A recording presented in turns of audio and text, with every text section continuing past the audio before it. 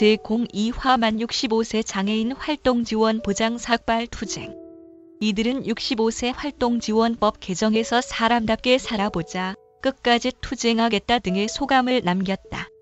1956년 7월생으로 올해 64세가 된 독거 최중증 장애인 차영씨는 만 65세를 앞두고 활동지원 이용 불가에 따른 현실을 토로했다. 나이를 먹었다고 해서 장애 정도가 나아지거나 일상생활의 어려움이 줄어드는 것이 아닙니다. 어떠한 선택권도 없이 나이를 이유로 지원 내용이 변경되는 것은 국가가 장애인에 대한 책임을 포기하는 것임을 알아주시길 바랍니다. 1956년 7월생으로 올해 64세가 된 독거 최중증 장애인 차영씨는 만 65세를 앞두고 활동지원 이용 불가에 따른 현실을 토로하며 반드시 법 개정이 이루어져야 한다고 주장했다. 차 씨는 군 제대 후 25세경 근육병 진단을 받았으며 현재 손목만 조금 움직일 수 있는 정도의 근육병이 진행 중이다.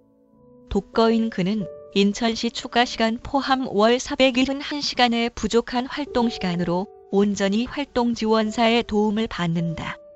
활동지원사가 없는 밤에는 긴급 상황에 대비해 비상벨, 비상전화를 두고 잠들고 있다. 차 씨는 이제 2년이 지나면 65세가 돼 장기 요양으로 하루 3시간 남짓 받는데 그 나머지 시간은 누구에게 도움을 받냐. 혼자 있는 시간에 쓰러지면 어떻게 해야 되냐면서 자립생활은 지금처럼 유지되기 힘들 것이고 다시 시설로 돌아가는 방법밖에 없다고 토로했다.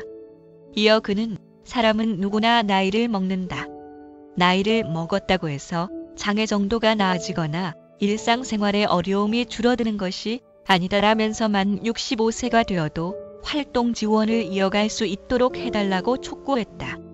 투쟁의 최후 수단인 삭발로 절박한 장애인들의 현실을 알린 6명의 중증 장애인에 대한 응원, 그리고 65세를 코앞에 둔 중증 장애인들을 대변해 정부와 국회에 대한 압박의 메시지도 이어졌다.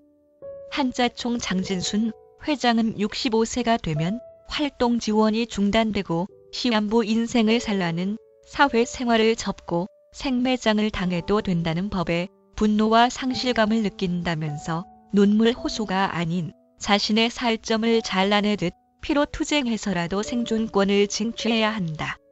나라가 구제해주지 못한다면 우리가 힘을 합쳐서 65세 생명을 시한부로 만드는 못된 활동지원법을 개정할 때까지 깨부숴야 한다고 피력했다.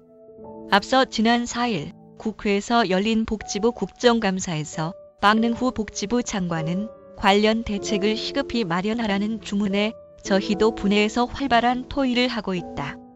빠른 시일 내에 해결책을 찾아서 개선하도록 하겠다고 답한 바 있다.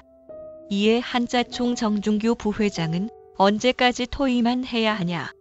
생명이 죽어갈 위험에 처해 있는데 언제까지 논의만 하고 있냐면서 박 장관이 언급한 비용 문제는 매년 500조에 달하는 슈퍼 예산을 세우는 세계 7대 강대국에서 너무 초라하고 구차한 변명이라고 꼬집었다. 이어 국회를 향해서도 현재 만 65세 연령 제한 폐지를 담은 활동지원법 개정안이 3개가 발의돼 있다. 실제 통과 여부는 기약이 없는 실정이라면서 국가인권위원회에서 권고한 대로 조속한 법률안 처리에 나서달라고 피력했다.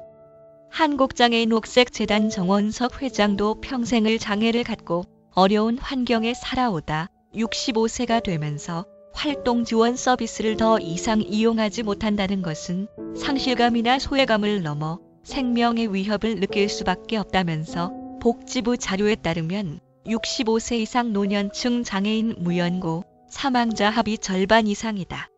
활동지원 제도가 당사자의 선택권을 원천적으로 박탈하고 있어 고독사와 전혀 관계가 없다고 말할 수 없을 것이라고 당사자의 선택권과 생존권을 보장해야 한다고 목소리를 보탰다. 한편 한자총은 만 65세 이상 중증 장애인의 활동지원 보장을 위한 투쟁으로 오는 11월 29일까지 주 5일 월금 국회의사당 정문 앞에서 이른 시위를 이어갈 예정이다.